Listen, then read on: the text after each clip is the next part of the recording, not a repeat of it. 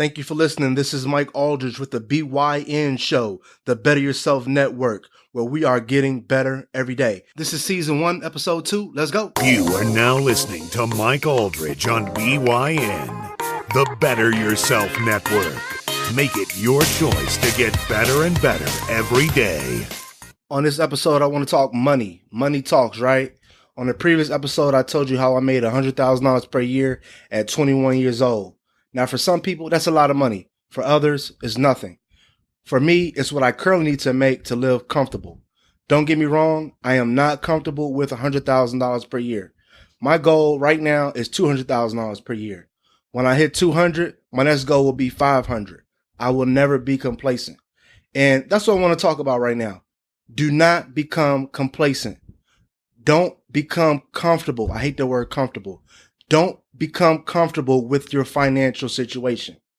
It's crazy to me when I go to a restaurant or a bullshit store and I see the same employee there for years. They probably make $10 per hour, just enough money to scrape by, and they're not even trying to find anything better. It's as if they gave up. When you're in your 20s and 30s, it's your time to get it. You better be out there making it happen. You might say, hey, Mike, I deliver pizza. I get free pizza and I make enough money for a 1-bedroom apartment. Maybe I drive a piece of shit car, but it's paid for. I'm happy with my life. Let me ask you a few questions. What is your purpose in life? Do you care about your legacy? Do you want to leave something for your kids? If you don't have kids or don't want kids, do you ever want to travel the world, experience the finer things in life? If you don't care about any of this, this show isn't for you. Go back to being a loser and helping someone else get rich off your work. I would tell my employees, look at this job as a learning experience. Take the skills that you learn here and apply them at your next venture. I will never forget, I had one employee who could barely hold a conversation, always stuttering, super shy. I hired him because he was big, strong, and could lift boxes and cut potatoes. Everybody would make fun of him. But every day I would have meetings with my staff and I would uplift them and encourage them to reach their full potential. A little bit of me rubbed off on him. And before you know it, he was running a register and a store manager who I could actually count on to run the store while I was gone.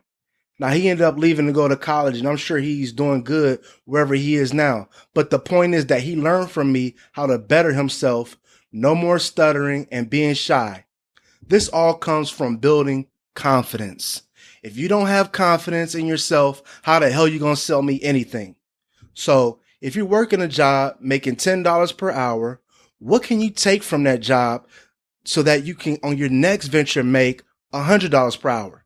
And that's the key to success. My actual first job as a teenager in Chicago was at Eddie Bauer. For those who don't know Eddie Bauer, it's a boring ass store with clothes no one really gets excited about.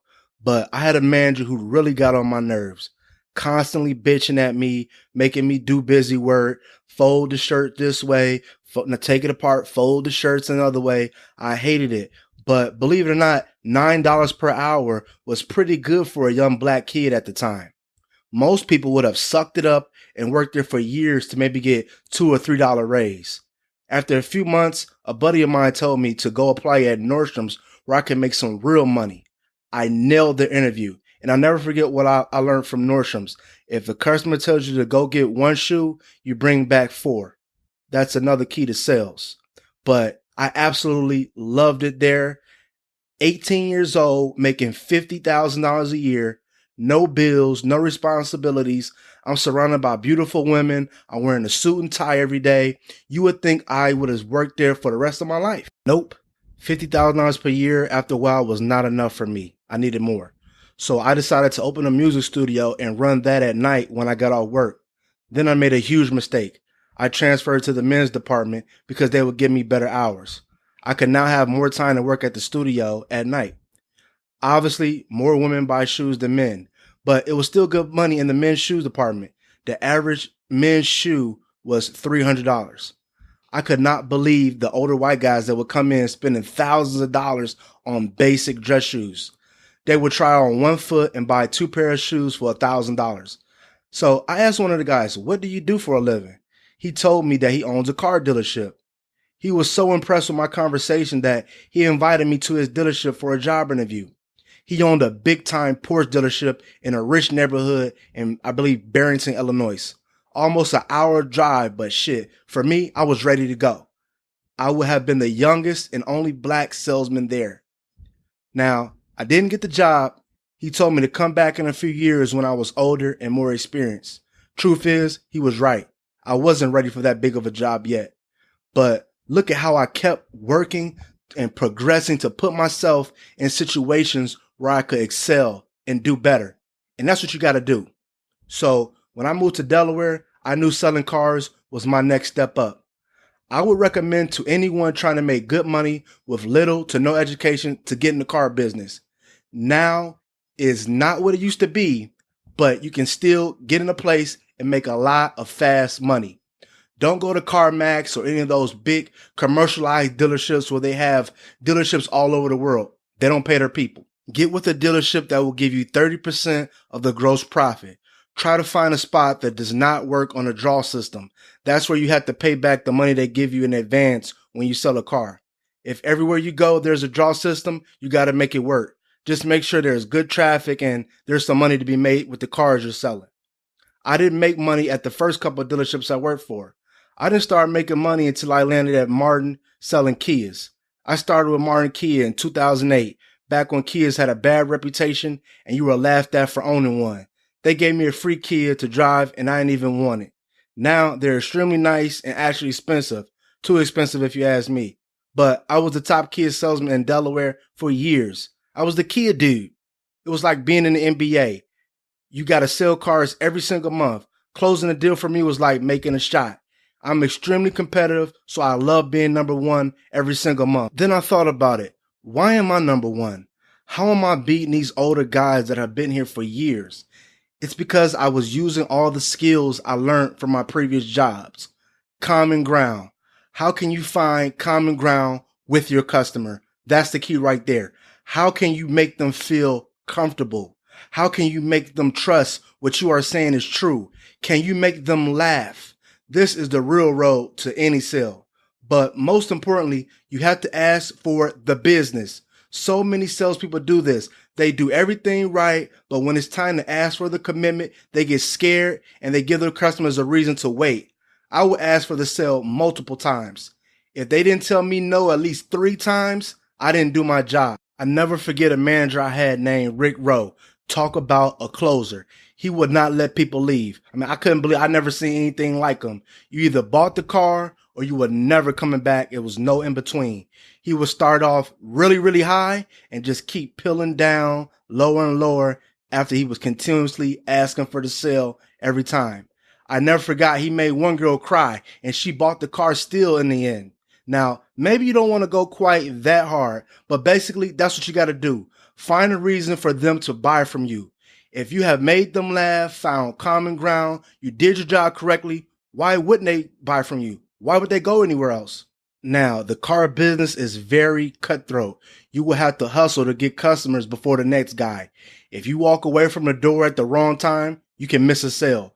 You have to be paying attention to who is coming in on the lot at all times, unless you can bring in your own clients, which takes time.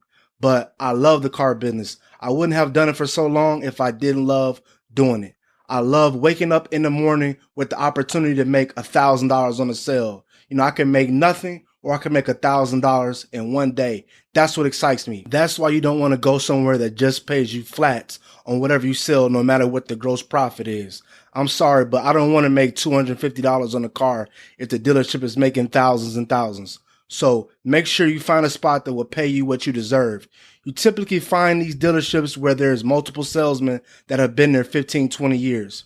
The next best thing about the car business is once you know what you're doing, you can sell cars anywhere. If you want to move to a new state and start over somewhere else selling cars, it's easy. Come to the interview wearing your best suit and tie. If you're new to the business, tell the manager you're eager to learn and you do whatever he says. You're a hustler and you'll do whatever it takes to be one of his top car salesmen soon. If you have experience, it will be easy to get hired anywhere. They don't pay you unless you sell cars, so they'll pretty much give anyone a shot. So there you go. If you're looking to make money and you don't know what to do, the car business is a great place to start making fast money. Just remember, when you make the money, save it, put it away, hold on to it. Don't go buying $500 shoes, $300 ink pens like I did. The first goal should be create an emergency fund so that you can survive paying all your bills and living comfortable for a year without needing to work. Once you have that, you can begin thinking of how you can invest your money to have your money start working for you. That's all for today. I would like to thank you for listening. This is Mike Aldrich with BYN, the Better Yourself Network, where we are getting better and better every day. Thank you for listening and making yourself better. Stay tuned for the next episode by Mike Aldrich on BYN, the Better Yourself Network.